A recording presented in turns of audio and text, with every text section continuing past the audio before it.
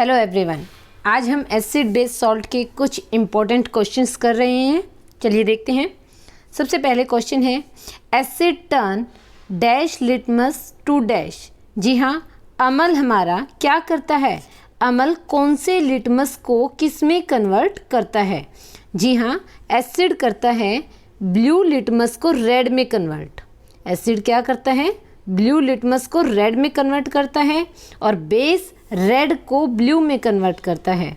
Base जो हमारा अक्षार होता है वो रेड लिटमस को ब्लू में कन्वर्ट करता है। याद रहेगा। याद कैसे रखते हैं हम? देखिए, एसिड हमें पता है खतरनाक होता है। खतरनाक कौन होता है? लाल रंग खतरनाक होता है। तो एसिड अमल क्या करेंगे? ब्लू लिटमस को रेड में कन्वर्ट करेंगे। ठीक है, अगले क्वेश्चन पे चलते हैं। अगला क्वेश्चन है सल्फ्यूरिक एसिड इज। जी हाँ, सल्फ्यूरिक एसिड क्या होता है? सल्फ्यूरिक एसिड मोनोबेसिक होता है, डाई बेसिक होता है, ट्राई बेसिक होता है, टेट्रा बेसिक होता है। देखिए, बेसिक का क्या मतलब है? यहाँ पे एक एसिड कितने हाइड्रोजन निकाल सकता है? एक एसिड कितने हाइड्रोजन निकाल सकता है, वो उसकी बेसिसिटी होती है। ठीक है, सल्फ्यूरिक एसिड का ये फॉर्मूला होता है। इसमें 2 हाइड्रोजन होते हैं तो ये कैसा होता है? डाई बेसिक होता है। सल्फ्यूरिक एसिड कैसा होता है? डाई बेसिक होता है। ठीक है, अगले क्वेश्चन पे चलते हैं। अगला क्वेश्चन है chemical name of vinegar. Vinegar का केमिकल नेम क्या है? विनेगर किसको बोलते हैं? एसिटिक एसिड को ही हम विनेगर बोलते हैं। जी हाँ दोस्तों, विनेगर किसको बोलते हैं? Acetic acid, CH3COOH। ठीक है, याद रहेगा। अगले क्वेश्चन पे चलते हैं। अगला क्वेश्चन है which acid is used in lead storage battery. Lead storage battery में कौन सा अमल यूज़ किया जाता है? लेड स्टोरेज बैटरी में बच्चों यूज़ किया जाता है सल्फ्यूरिक एसिड। कौन सा एसिड यूज़ किया जाता है? Sulphuric acid. इसका क्या फॉर्मूला होता है दोस्तों? H2SO4। इसको हम कहाँ यूज़ करते हैं? हमारी लेड स्टोरेज बैटरी में इसका यूज़ किया जाता है। ठीक है, अगले क्वेश्चन पे चलते हैं। Chemical name of oil of vitriol. Oil of vitriol का केमिकल नेम क्या है? जी हाँ, हमने अभी भी पढ़ा सल्फ्यूरिक एसिड को ही ऑयल ऑफ विट्रोल बोलते हैं। ठीक है दोस्तों, याद रखना ऑयल ऑफ विट्रोल का केमिकल नेम क्या है? सल्फ्यूरिक एसिड, जिसका फॉर्मूला क्या होता है? H2SO4। और ये डाई बेसिक होता है। कितना बेसिक होता है ये? डाई बेसिक, क्योंकि इसमें 2 हाइड्रोजन है इसीलिए डाई बेसिक होता है और इसको ऑयल ऑफ विट्रोल बोलते हैं। ठीक है, अगले क्वेश्चन की ओर चलते हैं। अगला क्वेश्चन है compound used in prickly heat powder. Prickly heat powder to prevent excessive sweating. जी हाँ, ये कह रहा है एक ऐसे यौगिक का नाम बताओ जो ज़्यादा पसीना आने के रोकने में यूज़ किया जाता है। जी हाँ, एक्सेसिव स्वेटिंग का मतलब है ज़्यादा पसीना ना आए, तो उसमें कौन सा यूज़ किया जाता है? Boric acid. कौन सा एसिड यूज़ किया जाता है? Boric acid. इसको हम यूज़ करते हैं ताकि शरीर से ज़्यादा पसीना ना निकले। ठीक है, अगले क्वेश्चन की ओर चलते हैं। अगला क्वेश्चन है the chemical formula of acetic acid. Acetic acid का केमिकल फॉर्मूला क्या है? हाँ जी बच्चों, हमने पढ़ा था CH3COOH। CH3COOH, इसी को हम एसिटिक एसिड भी बोलते हैं। इसको हम इथेनोइक एसिड भी बोलते हैं। क्या बोलते हैं इसको हम? Ethanoic acid. ठीक है, और ये किसका केमिकल नेम है? विनेगर का केमिकल नेम है ये। तो इसी को हम क्या बोलते हैं? Acetic acid, ethanoic acid. ठीक है, अगले क्वेश्चन की ओर चलते हैं। The acid use to dissolve gold. Gold, सोने को घोलने के लिए कौन सा अमल यूज किया जाता है? जिसका आंसर रहेगा एक्वा-रेगिया। कौन सा अमल यूज किया जाता है? एक्वा-रेगिया, जो कि HCl और HNO3 से बना होता है। ठीक है, एक्वा-रेगिया और किससे बना होता है? HCl और HNO3 से ही बना होता है। और ये इसके अंदर जितने भी नोबल मेटल है हम उसको घोल सकते हैं। गोल्ड, सिल्वर, इनको घोलने के लिए हम क्या यूज़ करते हैं? एक्वा रेगिया। ठीक है, याद रहेगा। आगे चलते हैं। अगला क्वेश्चन है which acid is present in tomato. Tomato में कौन सा एसिड प्रेजेंट होता है? कौन सा अम्ल प्रेजेंट होता है? तो याद रखना ऑक्सैलिक एसिड। टोमेटो के अंदर कौन सा एसिड होता है? Oxalic acid. ऑक्सैलिक एसिड, ये हमें याद रखना होगा। टोमेटो में ऑक्सैलिक एसिड होता है। ठीक है, अगले क्वेश्चन की ओर चलते हैं। Which acid is used to remove iron and rust stain from clothes. ये कह रहा है कौन सा अम्ल हमारे कपड़ों से दाग धब्बे हटाने के लिए प्रयोग में लाया जाता है? कौन सा अम्ल हमारे कपड़ों से लोहे का और जंग का दाग हटाने के लिए यूज़ किया जाता है? तो उसका आंसर रहेगा ऑक्सैलिक एसिड। हमने अभी अभी पढ़ा, ये किसके अंदर पाया जाता है? टोमेटो के अंदर, टमाटर के अंदर ये पाया जाता है। इसकी मदद से हम कपड़ों के दाग धब्बे को हटा सकते हैं। ठीक है, याद रहेगा। अगले क्वेश्चन पे चलते हैं। अगला क्वेश्चन कहता है बी स्टिंग। हाँ जी, बी मधुमक्खी के काटने से, मधुमक्खी के जो काटना होता है उसके अंदर क्या होता है? बी स्टिंग के अंदर क्या होता है? आंसर रहेगा एसिडिक लिक्विड। एक मधुमक्खी जब काटती है तो हमारे शरीर में एक एसिड छोड़ती है। ठीक है, क्या छोड़ती है? हमारे शरीर में एक एसिड छोड़ती है। याद रहेगा, एसिडिक लिक्विड होता है। अगले क्वेश्चन पे चलते हैं।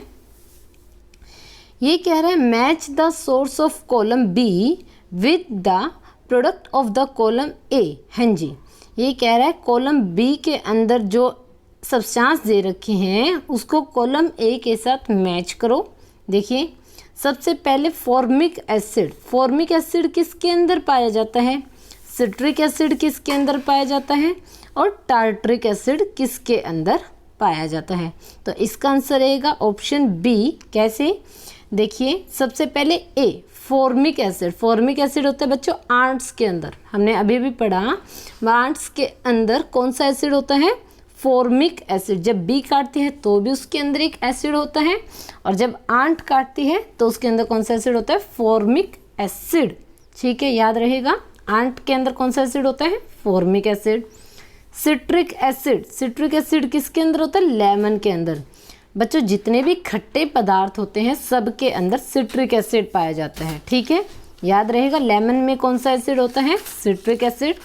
नंबर 3 है टार्ट्रिक एसिड। टार्ट्रिक, टी से टार्ट्रिक, टी से टर्मरिंट, है ना। टार्ट्रिक एसिड किसके अंदर पाया जाता है? टर्मरिंट के अंदर। याद रहेगा, टर्मरिंट में कौन सा एसिड पाया जाता है? Tartaric acid. तो इसका आंसर रहा ऑप्शन बी। ठीक है, अगले क्वेश्चन की ओर चलते हैं। सोर test of lemon.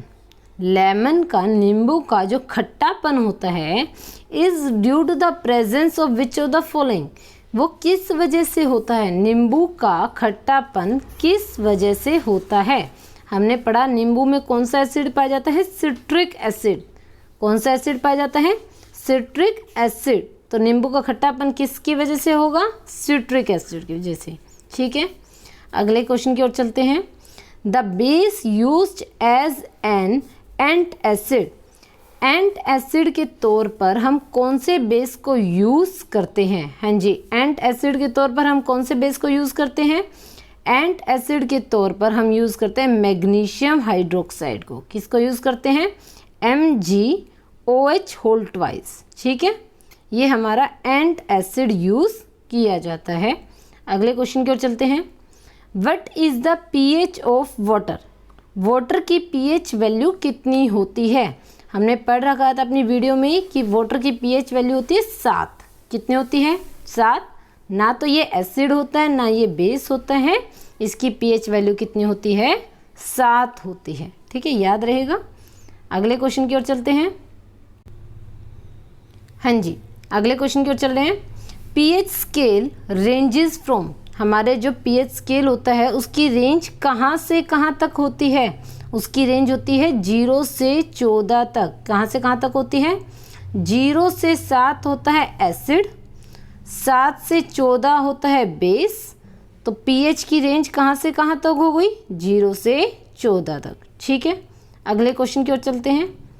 What is the nature of pH of milk. हाँ जी, दूध की पीएच की नेचर कैसी होती है बच्चों, सबको पता है मिल्क के अंदर होता है लैक्टिक एसिड। कौन सा एसिड होता है, लैक्टिक एसिड। तो पीएच रेंज कैसी होगी इसकी, स्लाइटली एसिडिक होगी, थोड़ी सी एसिडिक, अम्लीय इसकी पीएच नेचर होती है। ठीक है, अगले क्वेश्चन की ओर चलते हैं। What is the common name of CaOCl2। CaOCl2 का कॉमन नेम क्या है। देखिए, इसका नाम होता है ब्लीचिंग पाउडर। क्या बोलते हैं इसको हम, ब्लीचिंग पाउडर। इसका नाम हम कैल्शियम ऑक्सीक्लोराइड भी बोलते हैं। क्या नाम इसका, कैल्शियम ऑक्सीक्लोराइड। ठीक है, ये पेपर में क्वेश्चन पूछे गए हैं सारे हमसे। अगले क्वेश्चन की ओर चलते हैं। What is the common name of sodium bicarbonate. Sodium bicarbonate का कॉमन नेम क्या है। सोडियम बाइकार्बोनेट का कॉमन नेम क्या होता है, बेकिंग सोडा। क्या होता है सोडियम बाइकार्बोनेट का कॉमन नेम, बेकिंग सोडा। इसका आंसर क्या रहेगा, NaHCO3, सोडियम बाइकार्बोनेट। इसको हम क्या बोलते हैं, बेकिंग सोडा। ठीक है, याद रखिएगा। अगले क्वेश्चन पे आते हैं। Which base is present in the lime water. हाँ जी, लाइम वाटर में कौन सा अक्षार प्रेजेंट होता है, कौन सा अक्षार उपस्थित होता है। तो लाइम वाटर में होता है calcium hydroxide, CaOH whole twice. इसी को हम क्या बोलते हैं, लाइम वाटर भी बोलते हैं। इसको हम स्लैग्ड लाइम भी बोलते हैं। याद रखना दोस्तों, इसको हम क्या बोलते हैं, स्लैग्ड लाइम भी बोलते हैं, लाइम वाटर भी बोलते हैं। ठीक है, अगले क्वेश्चन की ओर चलते हैं। What is the reaction between acid and base cold. एक एसिड और एक बेस की जब रिएक्शन अभिक्रिया होती है तो उसको हम क्या बोलते हैं, न्यूट्रलाइजेशन रिएक्शन, उदासीनीकरण बोलते हैं इसको हम। ठीक है बच्चों, उसको हम क्या बोलते हैं, उदासीकरण, उदासीनीकरण।